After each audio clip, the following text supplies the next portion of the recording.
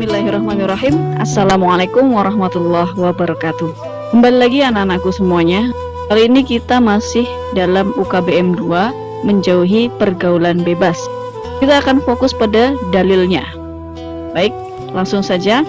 Dalil pertama dalam surat Al-Isra ayat 32. A'udzu billahi minasyaitonir rajim.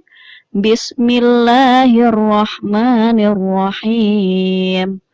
Wala taqrabuz zina innahu kana fahisyah wa sa'a sabila. Shadaqallahul azim. Dan janganlah kamu mendekati zina, karena zina itu sungguh suatu perbuatan keji dan suatu jalan yang buruk. Baik, pada pertemuan sebelumnya kita juga sudah banyak membahas tentang pengertian zina, kemudian hukumnya, hukuman bagi para penuduhnya, dan lain sebagainya. Kita lanjut, bahwa Imam Sayuti dalam kitabnya Al-Jami Al-Kabir itu menuliskan bahwa perbuatan zina itu dapat mengakibatkan 6 dampak negatif bagi pelakunya. 3 dampak negatif itu menimpa saat di dunia, dan sisanya lagi yang 3 itu akan ditimpakan kelak di akhirat. Apa saja itu? Dampak di dunia: 1. Menghilangkan wibawa. Sudah pasti orang yang melakukan zina sesuatu yang dilarang oleh agama, dan ini juga menyalahi norma susila, maka sudah pasti dia akan kehilangan wibawanya. Yang kedua, mengakibatkan kefakiran. Kok bisa? Bahwa ketika orang itu suka berzina, maka tidak menutup kemungkinan dia akan sering mengeluarkan uang untuk membeli kesenangannya tersebut. Yang ketiga, mengurangi umur. Kenapa? Karena orang yang berzina ini, dia mempunyai resiko terkena beberapa penyakit. Di antaranya salah satunya adalah AIDS. Naudzubillah, summa naudzubillah. Itu yang akan menimpa saat di dunia. Lalu yang di akhirat, yang pertama sudah pasti mendapat murka dari Allah. Yang kedua, hisab yang jelek. Hisab adalah timbangan amal baik dan amal buruk. Pastinya timbangan akan lebih berat kepada amal buruknya. Naudzubillah. Kemudian yang ketiga, siksa di neraka. Ini sudah jelas. Maka itu tadi dampak di dunia dan di akhirat akibat dari perbuatan zina. Baik, dalam surat Al-Isra ayat 32 kita sedikit membahas tajwidnya. Perhatikan di sini ada lafaz innahu. Di sini dari kalimat innahu kana ada hak dhamir bertemu dengan huruf K berharokat. Apabila hak dhamir bertemu dengan huruf berharokat selain hamzah, maka dia dibaca 2 harokat panjangnya, dinamakan mad silah qasirah. Ini bisa ditambahkan mad silah qasirah. Ini ya, ada hak dhamir bertemu dengan huruf kaf atau huruf berharokat selain hamzah. Kita lihat yang ini, wasa'a. Ini namanya mad wajib mutasil karena ada mad tabi'i bertemu dengan hamzah dalam satu kalimat atau satu kata. Kemudian wala, ini sangat familiar sekali, yang kita sebut mad tabi'i dibaca panjang 2 harokat. Satu lagi di sini ada az-zina. Ini namanya alif lam samsiyah. Kenapa dibaca az-zina bukan al-zina? Nah, karena itulah dia disebut alif lam samsiyah. Apabila alif lam bertemu dengan huruf selain ya, abri hajjaka wa khaf'aqimah, maka hilanglah bunyi alnya, langsung masuk pada huruf setelah alif lam. Az-zina bukan al-zina. Baik, ini perlu kita ingat-ingat.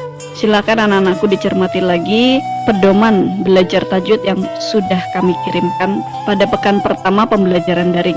Kita lanjutkan surat An-Nur ayat 2. A'udzu billahi minasyaitonir rajim. Bismillahirrahmanirrahim. Az-zaniyatu waz-zani fajlidu kulla wahidin minhuma mi'ata jaldah wa la ta'khudhukum bihima ra'fatun fi dinillah in kuntum tu'minuna billahi واليوم الآخر وليشهد عذابهما طائفة من المؤمنين. Shadaqallahul azim.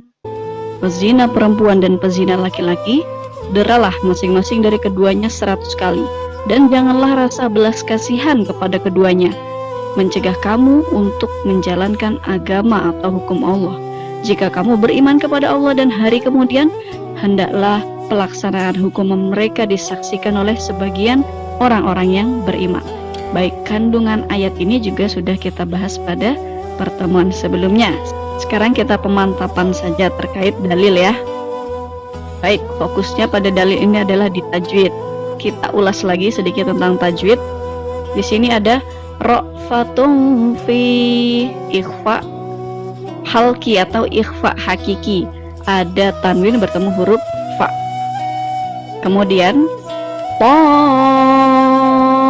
ta'ifah mat wajib muttasil. Ini ada mat tabi'i bertemu dengan hamzah di dalam satu kalimat atau satu kata, dan kita baca panjang 5 harokat.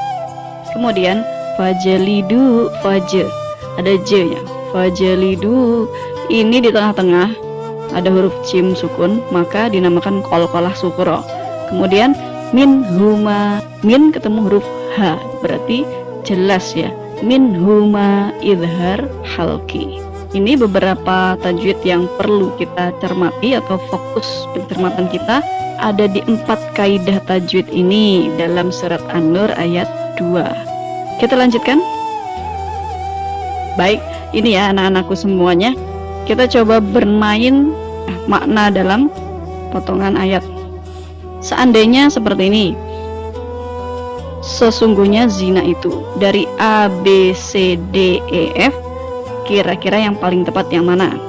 Nah, ini saya pindah mode dulu. Seandainya nomor 1 ini, anak-anak pilih yang mana? Coba ya, kalau Bu Happy memilih yang ini, kita pindah aja.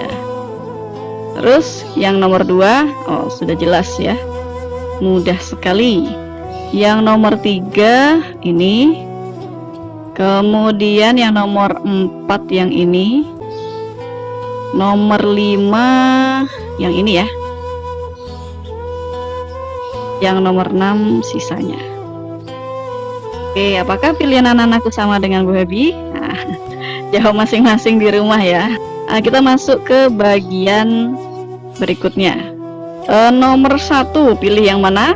Coba ya dicermati dulu. Nah, Bu Habi pilih ini ya. Nomor 2 Bu Habi pilih ini. Terus nomor 3 maka deralah. Ah, ini nomor 3. Kemudian cari yang agak bawah aja. Dan janganlah mengambil kalian. Coba ya, pilih yang mana?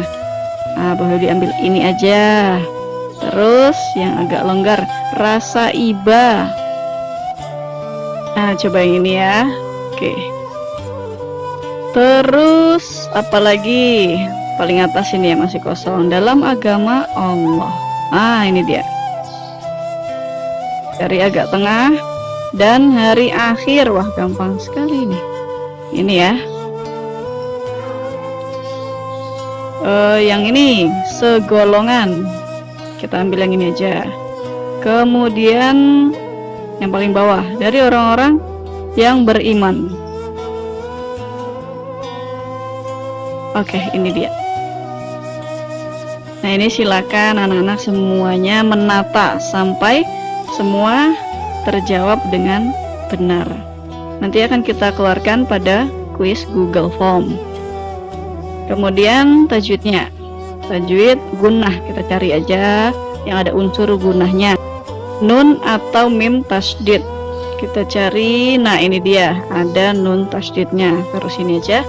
Terus kita cari yang tengah ya, idhar halki. Idhar. Kita cari dari sini, ini bukan, ini mim, ini bukan, qalqalah. Nah, ini dia. Ada nun ketemu ha. Idhar halki. Nah, di sini Kita cari yang ikhfa syafawi, mudah sekali ini. Mim sukun sama ba. Nah, ini satu-satunya. Oke, cari lagi lam tarkik juga mudah sekali. Ini dia billahi. Kita cari matobi'i yang sangat familiar. Pasti anak-anak bisa semua nih, itu minuna. Nah, itu ya ada matobi'inya. Ambil saja. Kemudian yang terakhir ya, qalqalah sugro. Qalqalah sugro, ada huruf jim di tengah. Ini dia. Selesai. Nah, kurang lebihnya seperti ini ya. Silakan anak-anakku melakukan pencermatan, kemudian melengkapi isi-isi ini semua sebagai bentuk pemantapan materi. Ini secara individu, waktunya bebas ya. Dan setelah ini pastinya anak-anakku semua bersiap untuk mengikuti kuis. Nah, materi kita sudah habis. Pada pertemuan kali ini kita fokus pada dalil, yang mana dalil itu kita fokuskan lagi pada makna dari potongan ayat dan tajwid. Silakan anak-anakku semuanya mencermati dua hal itu dari dalil yang ada, pelajari maknanya dan tajwidnya. Beberapa menit lagi kita akan memulai kuis. Terima kasih atas perhatiannya. Semoga yang sedikit ini bisa bermanfaat untuk kita bersama. Amin ya rabbal alamin. Wallahu muwaffiq ila aqwamit thoriq. Wassalamualaikum warahmatullahi wabarakatuh.